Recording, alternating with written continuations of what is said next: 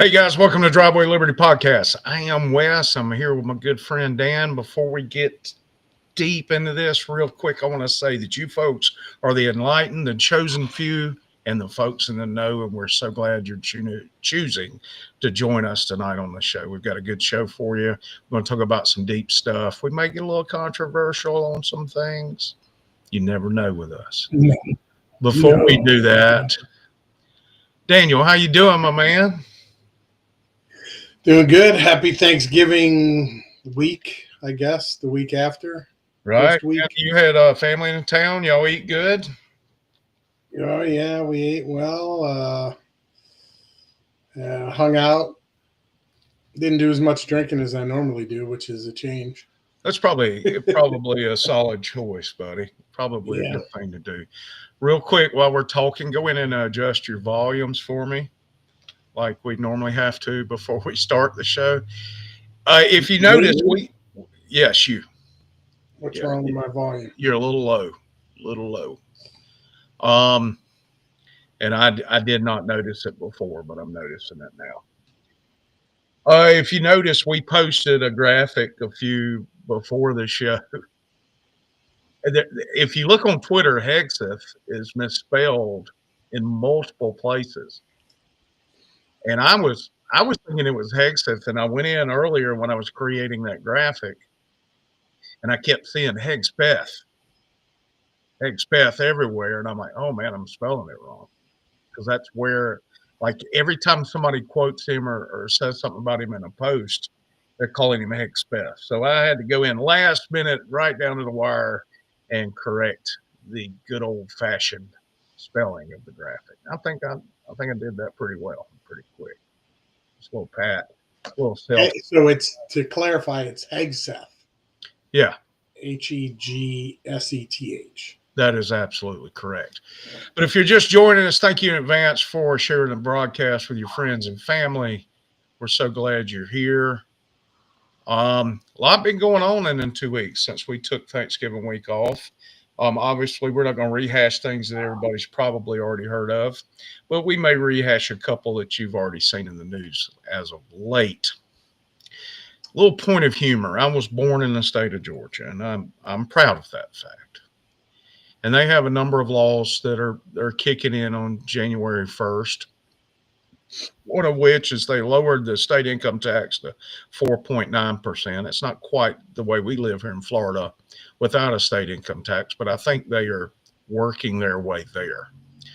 But in the spirit of election integrity, they have passed a couple of new election laws, but the wording on one part of it is a little interesting. And I wanted to share that with everybody. The new Georgia law effective January 1st, this is actually copied and pasted this directly from the Senate bill version of it. It's that state ethics commission shall not accept or reject complaints made against candidates 60 days prior to an election. Now, which is it? Are you shall not accept, or you're not going to reject them? Because that leaves a lot of room for interpretation, in my opinion. I find it quite amusing. Anyway, I got people messaging me during the cast that should be watching the cast. Basically, what they're saying is they're just going to ignore all ethical complaints 60 days after the election. Apparently so. I guess that's the plan, which seems a little weird, but maybe they've just had a barrage of candidates jumping in and doing that. Just starting crap. Absolutely. You call it Apple research, right? Yeah. Like what Hillary did to Trump about Russia. Yeah. Do a little Russiagate in Georgia there. Yeah, little deeper than a ethics complaint, though. Just a hair. But man, we've got a good show. Let's dive in, Dan. Unless you got something else you want to talk about real quick. Anything you want to say? No, football season's over, so I'm freed up for a little bit till baseball meetings start in January. Well, Auburn's got them a new coach, and it was one that they pulled out last minute. I don't know if they pulled him out last minute or not, but he was a pleasant surprise the more I deep in and learned more about Gullish. I'm going to tell you what, I watched his press conference Monday. I was ready to run through a wall when he got through talking. And you look at his record at USF, I think in the 3 seasons before he got there, they had only won a total of 4 games. Is he the Russian guy? He is. His parents are Russian immigrants, and I think he grew up in Brooklyn, and he's got an Ohio connection. He was the OC for Tennessee for a while, and then he took the head coach job at USF. And he's done a phenomenal job. He is quarterback this year is one of 12 in the history of college football to both pass for 3,000 yards and run for 1,000. So he's coached both sides of the ball. Unlike most coaches, they may have been a grad assistant and work the one side of the ball, but they usually concentrate on one side or the other. He's coached both sides of the ball. So you're sold. This is man, I'm all in right now. Until he proves me is fixed for the next 10 years, right?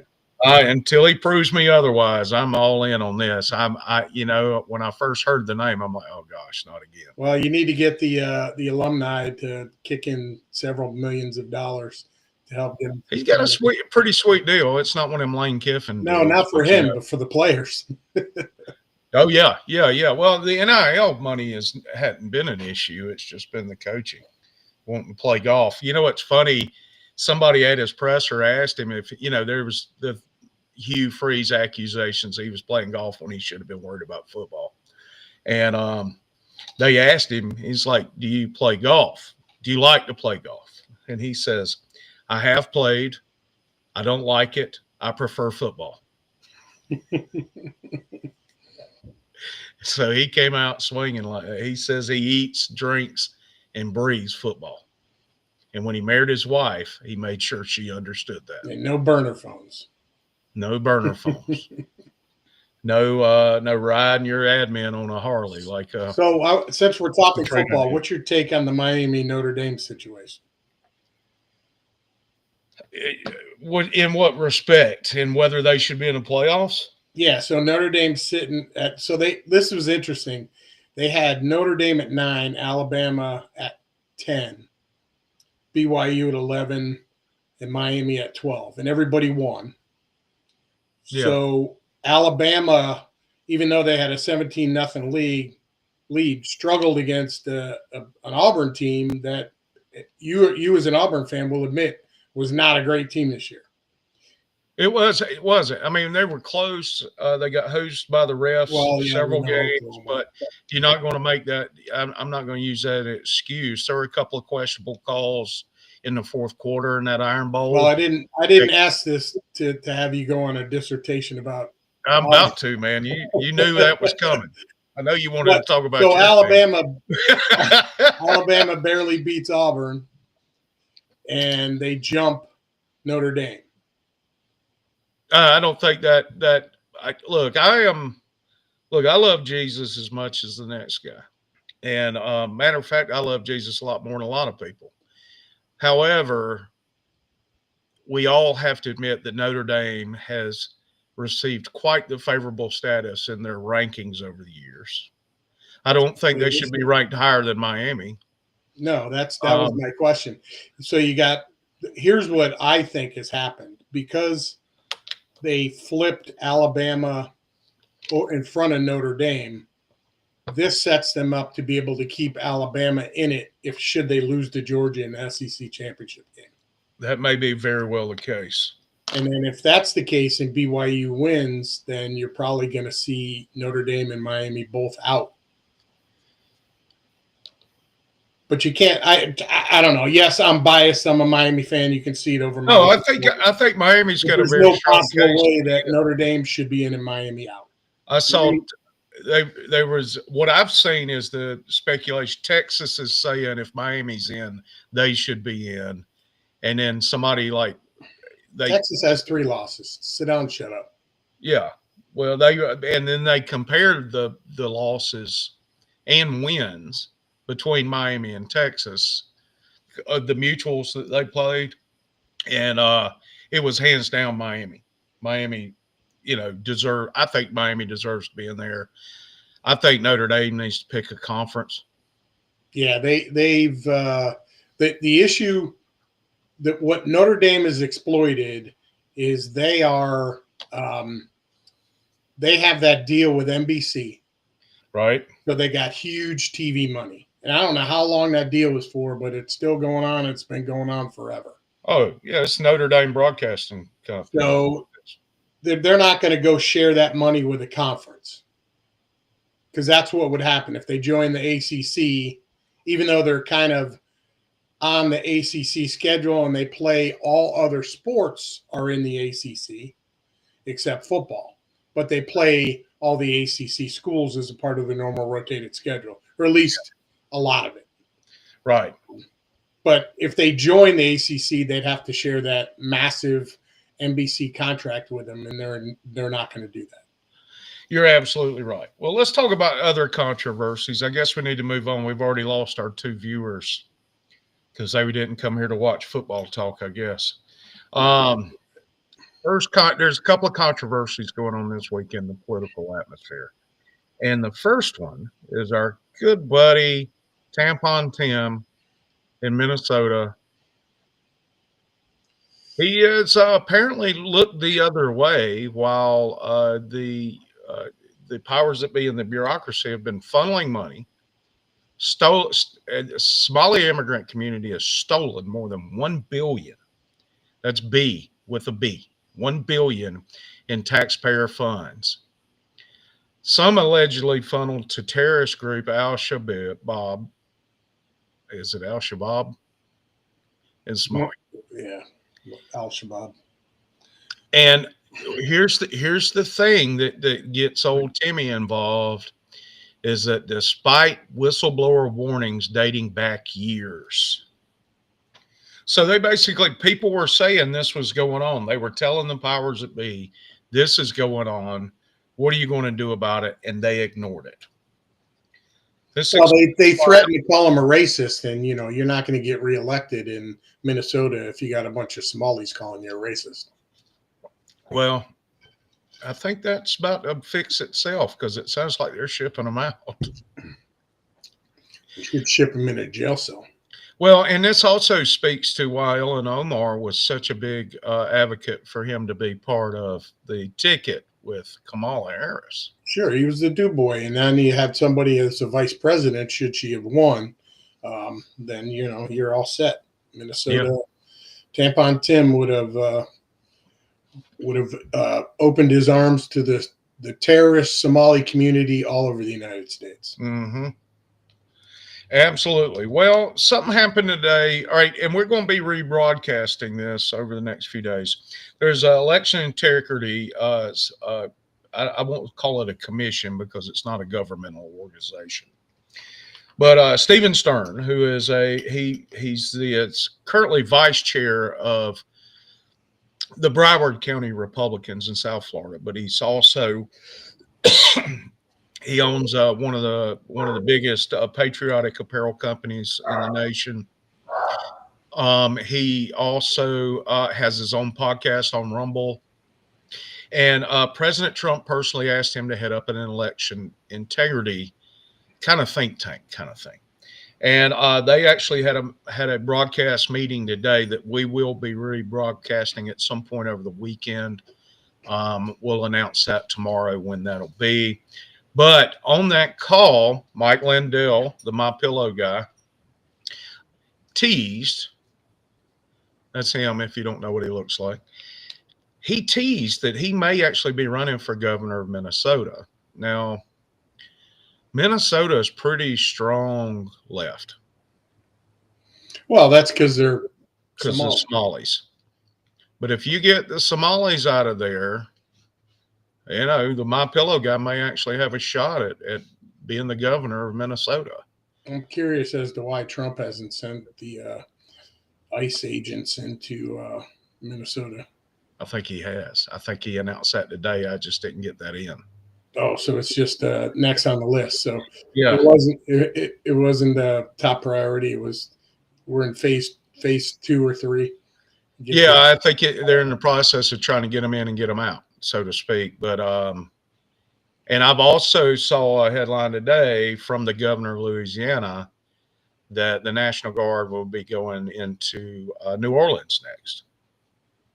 So that'll Memphis, the people in Memphis, the law-abiding citizens in Memphis are so thankful that the National Guard has been there. They feel safer. That a lot of people, I mean, I don't have any stats to back this up, but I've seen a lot of interviews with individuals who live in Memphis who say they feel safer in Memphis than they have in a long time. Well, that's what people in D.C., the honest people in D.C., were saying too. Absolutely. So, look, I mean, we can argue constitutionality of some of this stuff. And if they're going after criminals and it's working and it's cleaning the streets up in these cities where it's been run by the criminals for years, I don't know that I'm mad at it. Now, let's jump a little bit to taxes for real quick, because Trump's, earlier this year, he said there was going to be a DOGE refund. About 3 weeks ago, they said there could be a $2,000 tariff rebate. Now, this week, he said that some Americans may soon pay no income tax. Now, I've heard variations of this, one of which is if your household makes less than $150,000, no income tax. I've also seen a part of the big, beautiful bill where if you buy a car and you finance it, that all of that interest will be tax deductible.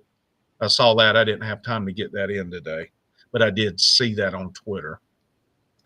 And then, they're still trying to figure out the healthcare stuff because, well, here's the kicker with all this.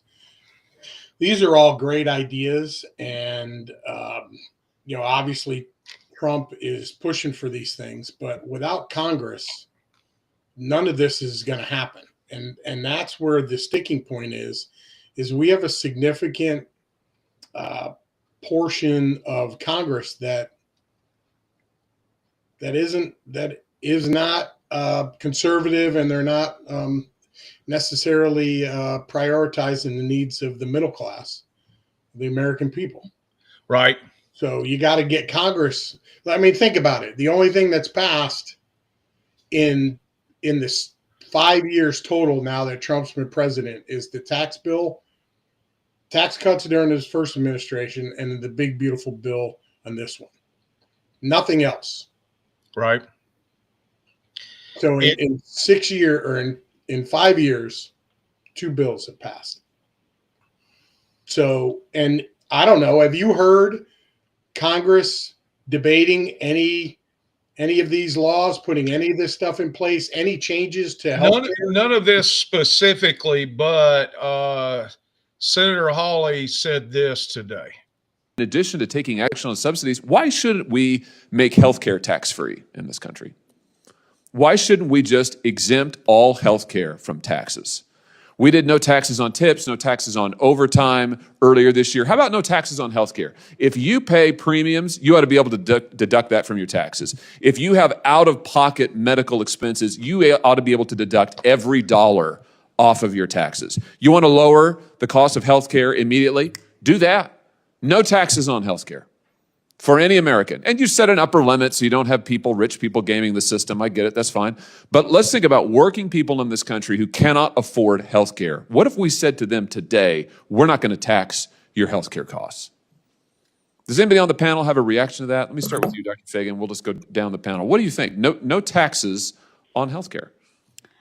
You know, it could work. People are paying a lot for their health care. I think working people look for any advantage that they could get, but I'd have to look at it more in detail.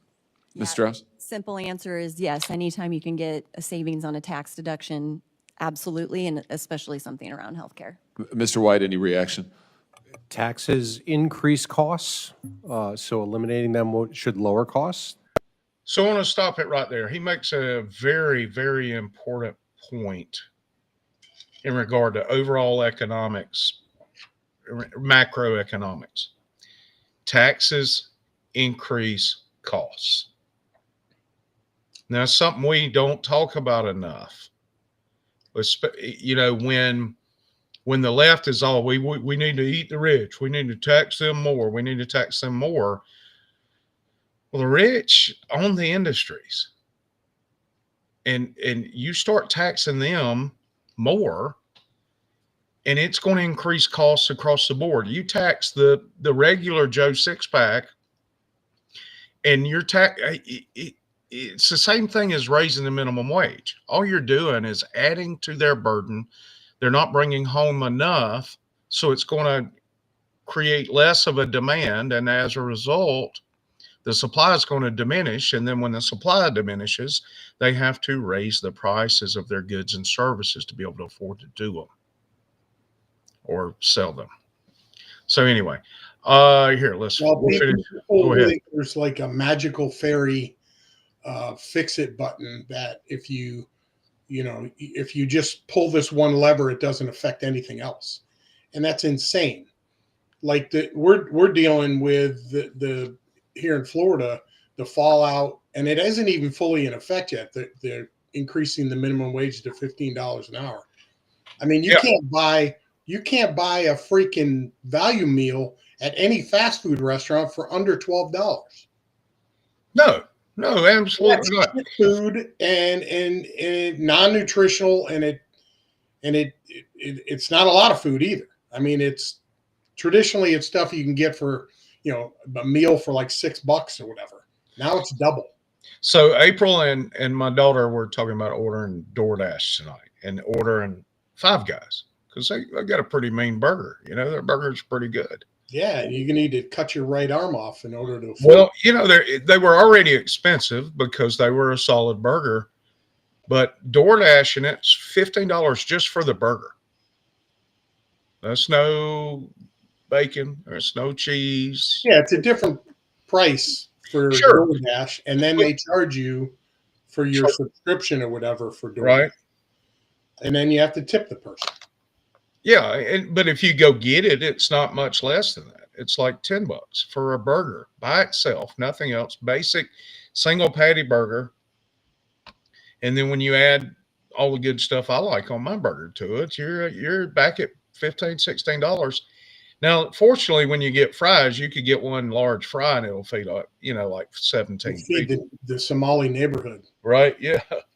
But still, you're paying that much for just one burger, man. And you look at there's a pizza place real close to where we hang out or where we live, that I hang out in or used to hang out in a lot. And you go in there and their domestic draft beers are like $7. Yeah, it's like $30 for a pizza. Yeah. It's crazy. Yeah, it's absolutely ridiculous. And that's because they know that it's coming, that the minimum wage is going to be $15.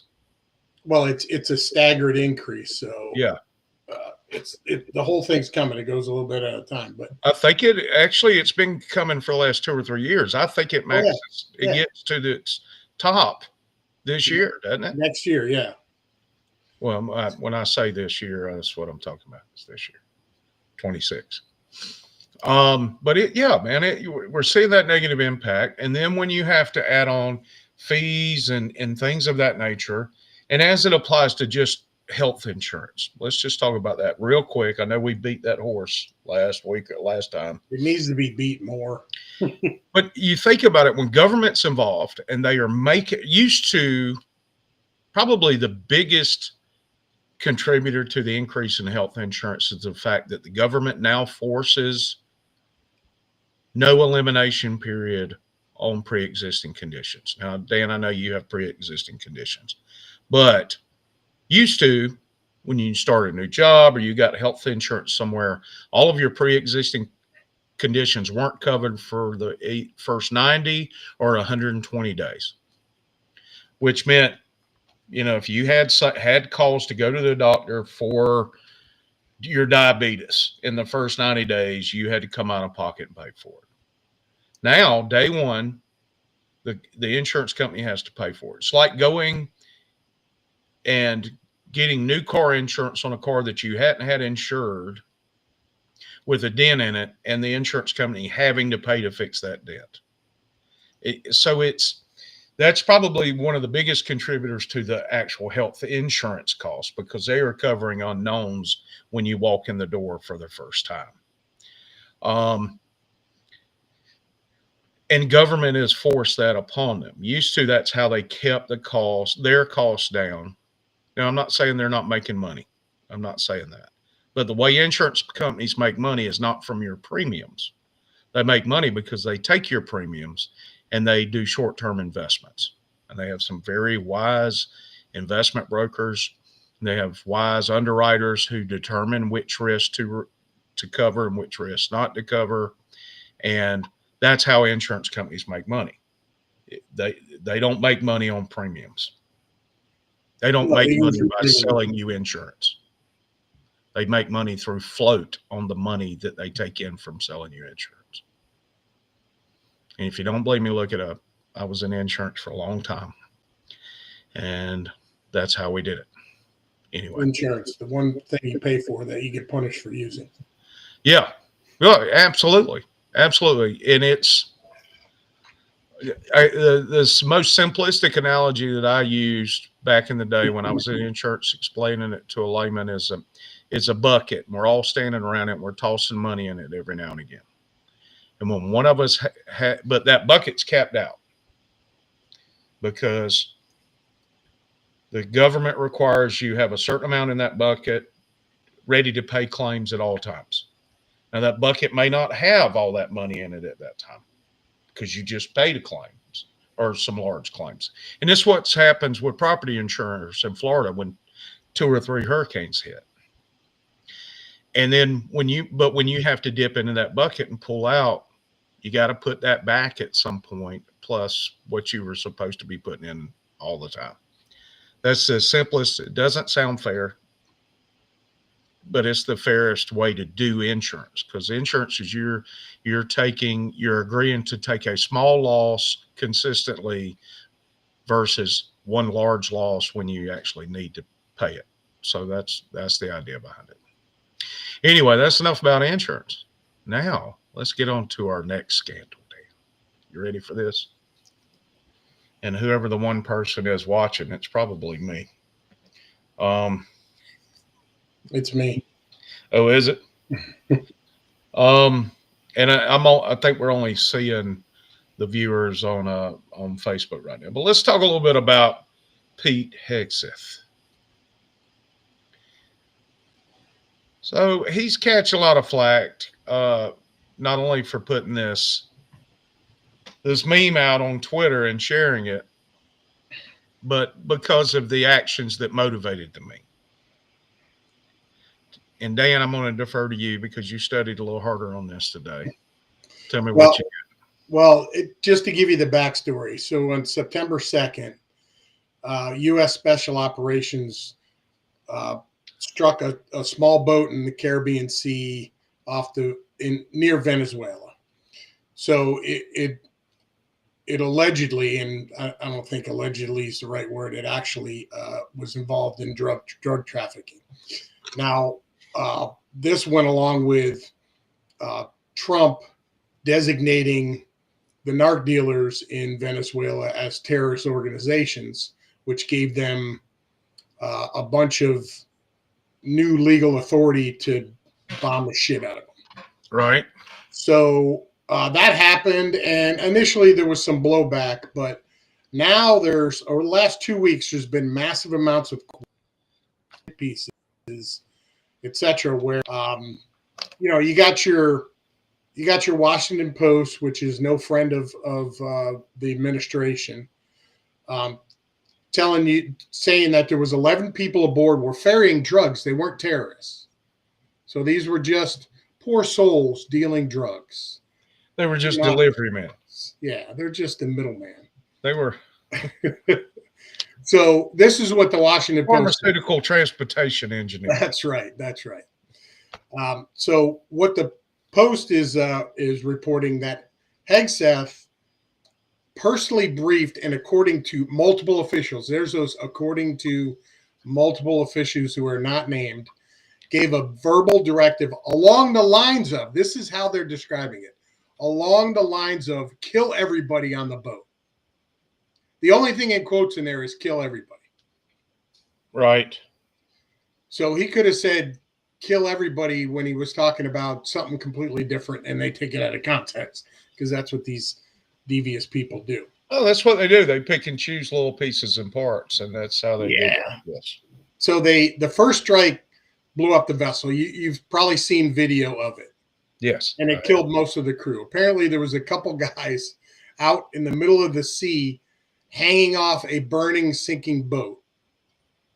And so multiple officials said, in order to comply with Hegspeth's order that there be no survivors, kill everyone, in quotes, the operational commander ordered a second strike that killed those two men in the water.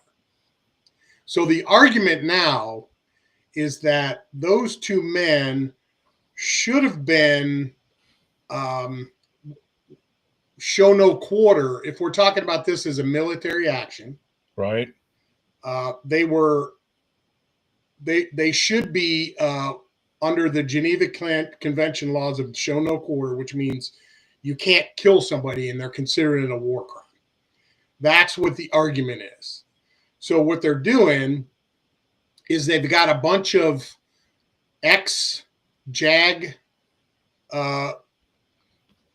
the lawyers, JAG lawyers, who have put together, just like, remember the 51 former intelligence officials who signed a letter saying the Hunter Biden laptop was Russian disinformation? Yes. Well, now they got a bunch of JAG officials saying that Pete Hegspeth is a war criminal.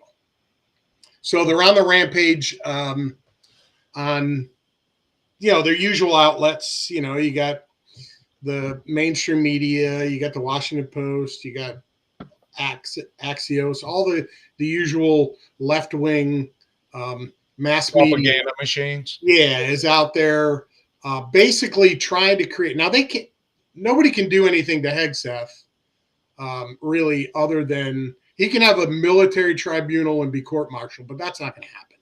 No. But it's got to be done by Trump. Right. So the word around the campfire internally is there's an attempted. This is one of the stages of the always seems like continual attempted coup on Trump. So what the plan is to politically force Trump to get rid of Hegspeth because he's his guy. And if they can get Trump to get rid of Hegspeth, that essentially means that Trump is admitting that his Secretary of Defense committed a war crime. So then they'll be able to move forward with impeachment. Now, the number two the number two guy under Hegspeth is actually got some pretty seedy Democrat ties. As a matter of fact, even some seedy ties.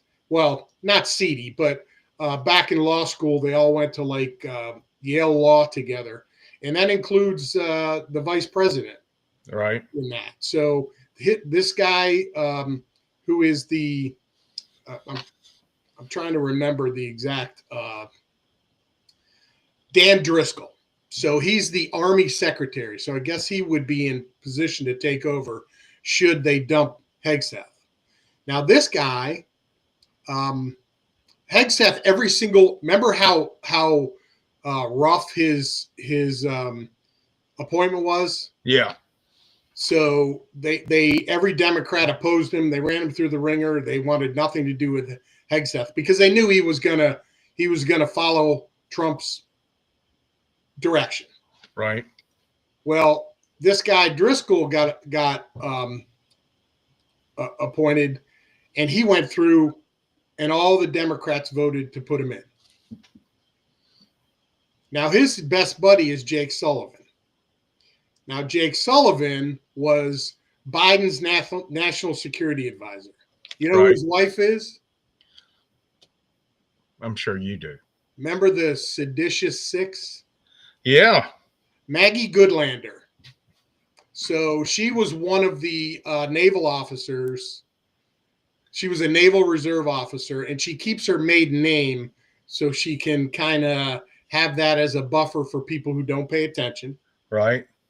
And apparently Sullivan, her husband, and J.D. Vance are buddies from law school. So not saying J.D. Vance is involved in anything. Well, they started going after Hegspeth super strong after he said, look, you guys with Kelly and all those guys, this is sedition. Yes. Yeah. This is a retaliation to that. That's exactly what this is. But it's also it's not going to work because Trump's learned a lot since his first term. Let's hope so. And if this was his first term, this probably would have worked because look what happened to a number of officials that he had formed that they were able to pressure him to get rid of. Yeah. Who's the guy from Alabama? His Secretary of State. Oh, man. Who they accused of having, with the underage girl. Oh, the guy that with the Ten Commandments, the judge Roy, who's a judge. Yeah. Yeah. So they were able to influence Trump to make those decisions because these people, the Washington Post or none of these people can get rid of Hegspeth. He's already in. He's confirmed. Yeah. The only person who can get rid of him is Trump. Right. So they're trying to pressure Trump, and hopefully Trump's learned from his previous mistakes, and he's going to tell him to pound stand. Sounds like he is. Yeah. He very well should. Now, let's talk about a little bit about the morality of what these guys are doing. All right. My thought process is if you're going to drop a missile on a boat, I guess you fly missiles at them these days. And you can either leave them out there in the middle of the water to get eaten by sharks, drown, or whatever. It's not like they were going to survive. Yeah. It's not like they really were going to survive. And the original attack was meant to take them out. Mm-hmm. I see no issue in finishing that mission. Yeah, it's a twisted, typical, oh, let's play in the fringes here and create some BS argument that the people who don't understand what's going on, the useful idiots out there, right, will jump on it and create a political shitstorm for Trump and his administration. Well, if we haven't learned anything, is that this type of stuff should either be made fun of or ignored. And it's just like going back. How many times have I said it?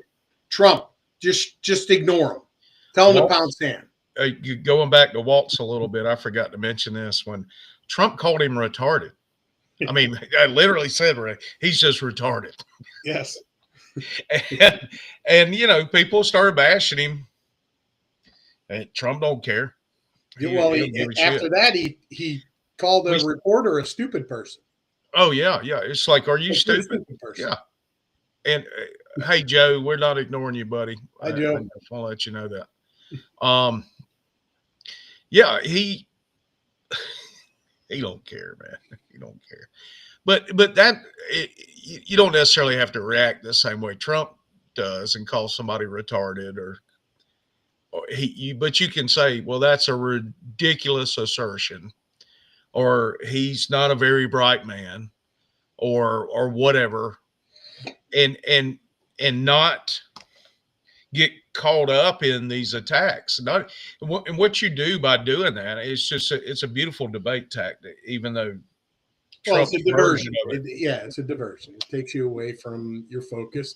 Everything they've done to Trump, his entire political career, has been to divert him away from doing the job he was elected to do. No doubt.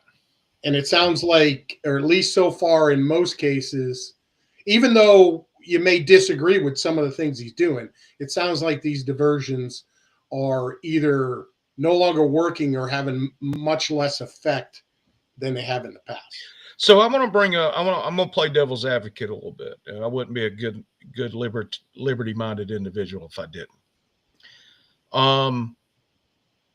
Rand Paul, who is a libertarian, really. I mean, he's a Republican in name only, but not in the traditional rhino sense. He's a libertarian.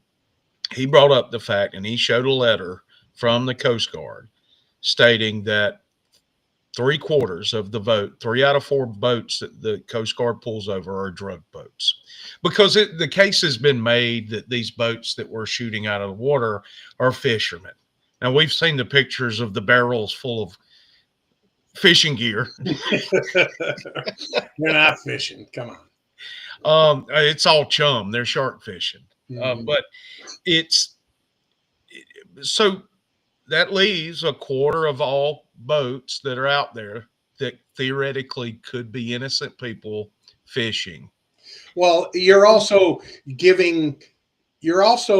really insulting our military by saying that they didn't know enough that this was actually a drug boat and they killed a bunch of fishermen. Not that mistakes can't be made. Sure. This was not fishermen. They have extensive intel and proof that they know who the hell these people were. And you don't fish in a freaking speedboat. You do not fish in a speedboat. You also, if you know that your boat could be taken out by a missile with you on it, you may want to change your fishing grounds. You know what I'm saying? I mean, that would be a deterrent to me to ensure that my boat didn't look like just an oversized John boat with 50-gallon drums in it. They're not just popping random boats out off the coast of international waters, off the coast of Venezuela. No, these are targeted. This isn't the only one. They kill like 80 people. Yeah, well, like they're kicking some drug dealers' ass. You know, desperate times call for desperate measures, and these boats are hauling in fentanyl and all of these drugs that kids are getting hooked on and killed by, and people are killing others. The speculation, let's get into the conspiratorial side of this, is that the banks, the U.S. banks, have a lot of the cartel's money in there. Of course they do. So they are the bankers' lobby. The American bankers' lobby is pushing this same narrative that the Democrats are pushing. Look, I feel this way about the same way I do by pedophiles. Let all the chips fall where they may.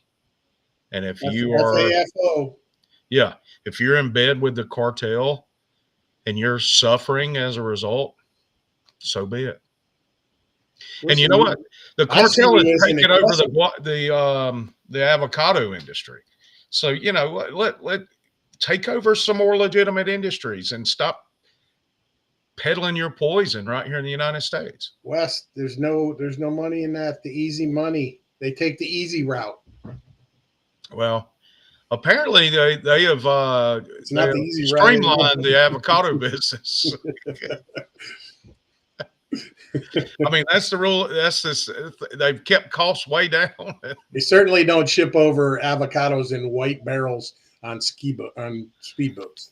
No, I would imagine they do not. Imagine those come in legitimately on trucks and they inspected as they come in the country, like all fruits and vegetables and goods are, so that they don't bring in invasive species like the fire ant that came over here on bananas. Yeah. It's funny. Let's see what Speaker Johnson had to say about this. And secondary strikes are not unusual. It has to happen if a mission is going to be completed. So I haven't reviewed the scope of the mission. I haven't reviewed that particular strike. I don't know what went into the Admiral's decision matrix, but it's something that Congress will look at, and we'll do that in the regular process and order. I think it's very important for everybody to reserve judgment and not leap to conclusions until you have all the facts, and that's what we'll be uncovering. Yes. So Democrats don't wait for the facts. Matter of fact, they pull their this own has facts. nothing to do with facts. It's all propaganda. No, right. They pull their own facts out of a line, just like we talked about with Charlie Kirk's. You know, they try to make him out to be a racist or a misogynist and all this stuff by pulling one or two lines out of context, just like people do with the Bible. They pull bits and pieces out of the Bible and say, well, you know, the Bible says this. Well, did you read the whole chapter? Did you read the whole book? Did you read the context as it relates to that particular scripture that you just pulled 3 words out of? And it's the same thing. And Johnson, you know, he's getting hounded about this. I want to challenge every politician out there. If it doesn't have anything to do with you right now, I don't think you have to respond to every question that comes. Yeah, I was going to say that. It's like just thanks for the question. Have a nice day. Yeah, you know, that's, you know, I'm not going to comment on that right now. Or piss off. Yeah, absolutely. But they get hounded with these questions that are unrelated to what their daily activities are, and they hold these press conferences about one subject, and then they get hounded with all these others. Well, and that's you need to control your press conference. So if your press conference is about X and they're bringing up Y and Z, you need to just tell them we're not taking questions on Y and Z. You got a question for X? No? All right, next. Who's next? Right. This is the subject we're talking about. This is what I'm here for. Yep. You know, and then they'll spin that as they're hiding something or something. And they just stop giving credence to the media. The media is full of shit. Stop giving them the power that they actually have something to say.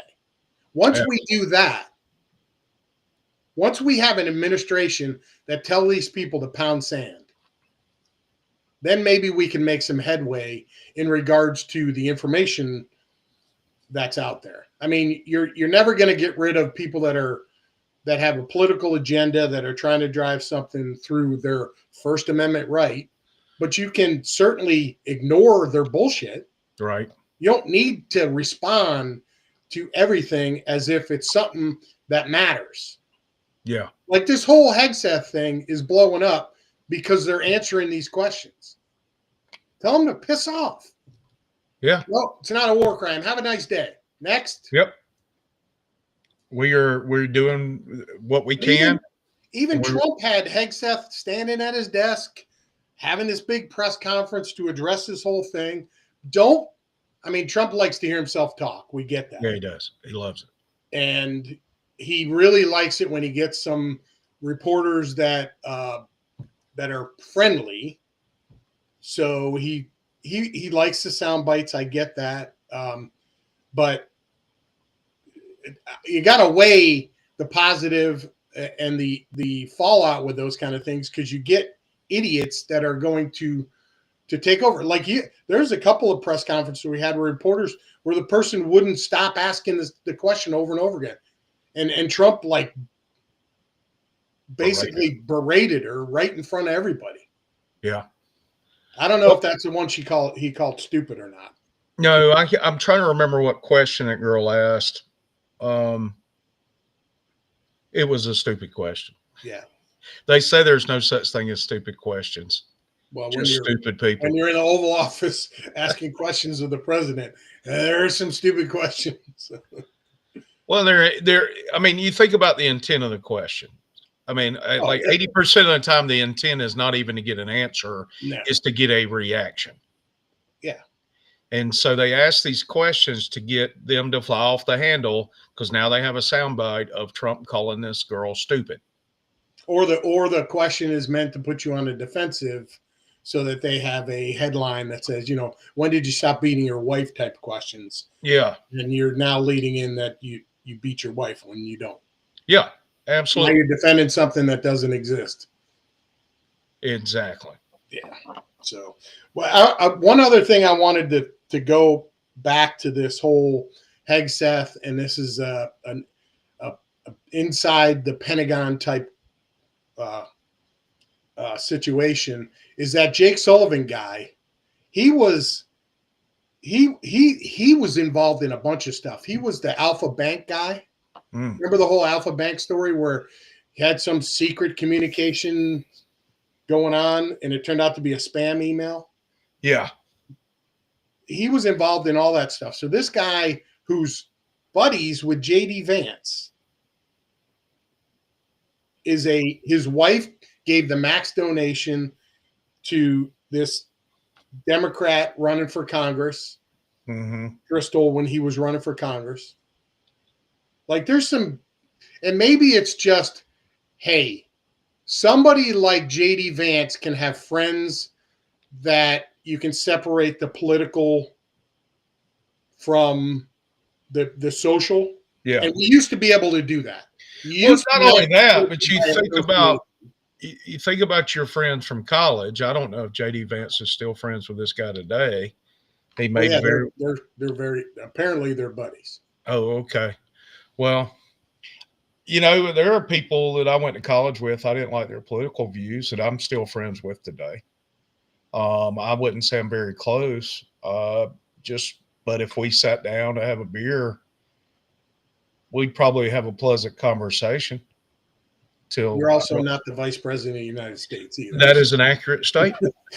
Nor do I want to be. Can you imagine the memes made of my big ass head? I'd love to see a meme with that hat on as the VP. Yeah. And then I could dress like that for Halloween like he did. He followed it up with a meme. I don't know. You keep bringing that up. You think maybe the vice president is compromised? No, I don't. But I don't know. It's just a talking point. So if something comes out later,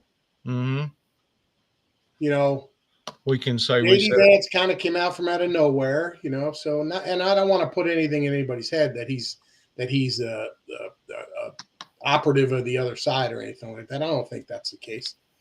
But something to be said for some of these connecting points, and the fact that this guy who was appointed by the Trump administration as the number 2 guy got the green light from every single Democrat. And he's the guy behind Hegspeth. And his best buddies with JD Vance. Well, a lot of these appointments happen through backroom handshakes and stuff like that. Of Well, course, we'll vote for Hegspeth if you put our guy second. You know, but they didn't vote for Hegspeth. Well, accurate. They just were cool with this guy. I don't know why. I mean, this is the thing you worry about with Trump, and I think he's done a much better job this round than he did the first time with who he picks on his cabinet. Yeah. And you're talking about positions, hundreds of positions all over the place. And it's not like Trump can personally vet every single one. So he's got to rely on people. Yes. To look into these people. But this guy is now number 2 man behind Hegspeth. And Hegspeth is being run through the media ringer. Yeah. And as long as they keep giving credence to that media ringer, it's got some bite to it. So sure. I would say if you're fine with Hegspeth and you're worried about Driscoll, then minimize it and stop talking to the media about the Hegspeth thing. Yeah. And God forbid if Trump gets pressured into getting rid of Hegspeth, we're in deep shit. Yeah. Deep shit. And that's something during his first term he probably would have done. Yeah. Well, I mean, you think about it before he even took office, well, how he cut Gates loose. Yeah. You know what I mean? Well, and his DOJ picks have been a disaster. Yeah. And it's continuing to be a disaster. They're nullifying people left and right. Well, speaking of nullifying, think about what has just happened over the last 2 weeks, something that, I mean, we didn't plan on talking about it tonight, but the fact that Trump has come out and said that all auto pen appointments are now nullified. Pardons, everything. Now, I don't know what kind of legal authority he has to do that, but that would include a Supreme Court justice. Yeah, he actually has, well, this is the argument is there's no precedent. Therefore, there's no legal authority. There's nothing in the Constitution that does this because we've never put somebody in position who couldn't do their job. Well, but if you think about it along these lines, if it can be proven beyond a shadow of a doubt that Biden, the president who had to sign off on all this stuff, was not the one who actually signed off on them, their appointments, those pardons, none of that is legal. Yeah, but you're going to have, this is something you'll have to prove. Have to go to the Supreme Court and you're going to have to prove it. Absolutely. Joe or Jason, I agree with you. I don't think these are going to. I don't think they will either, but it's fun to talk about. Well, you want to test it, start bringing up charges against these people.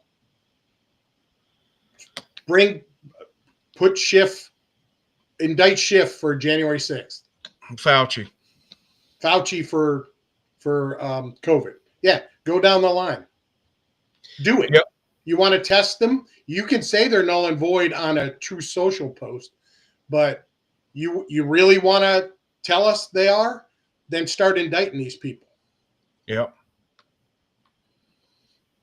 There you go. Well, that's good. Pardons don't require a signature. I'm more rather than the pardons, I'm more interested in a Supreme Court appointment. Yeah, because she's horrific. Yeah, if that wasn't done legally, something to be. And she's an idiot too. Yeah, she is. Absolutely. Like at least they could put, like they're so bad. At least they could put people up there that are intelligent, that are smart, that can play the game, and make it look like they know what they're doing. She's a moron.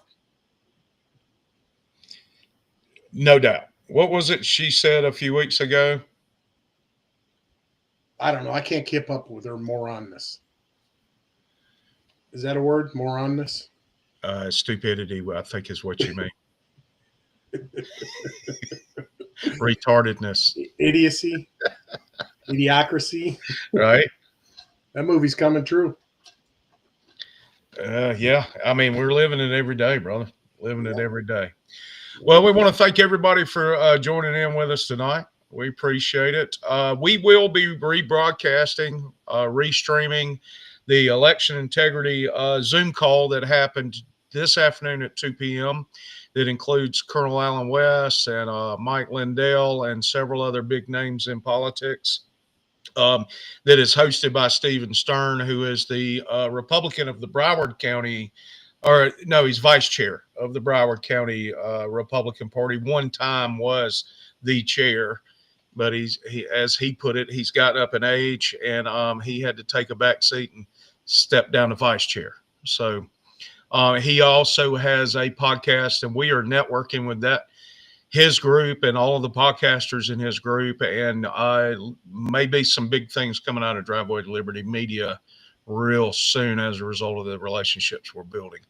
In the meantime, we still could use some sponsors. So if you know some conservative-minded or liberty-minded businesses that are looking to rep their brand, send them our way. Info at drivewaylibertymedia.com. Dan, you have it? I wanted to say something. First of all, thank you for those who are watching us live. But there's a significant amount of people that watch us throughout the week and the weekend afterwards. So we get a lot of views after we're done via Rumble and YouTube and even on Facebook. So I just want to give a big thanks to everybody out there who's listening to this later. Yep. Thank you for listening to us and watching us. And we appreciate you sharing the show. We're getting closer and closer to some of those magic numbers in subscribers. So we appreciate it. Keep driving it for us. And if you like what you're hearing, if you disagree with us, we look at the comments throughout the week after the show's over. So don't think we just only look at the comments during the show. So feel free to comment as we go through, and try to put those of you who are watching this later, try to put some context into your comments so we know where, or try to figure out where or what you're talking about in the show. Because we'll get one, it'll be in the middle of the show and somebody will be like, good point, Wes, or good point, Dan. And we're like, well, which good point was that? There was a whole point. Right. Yeah.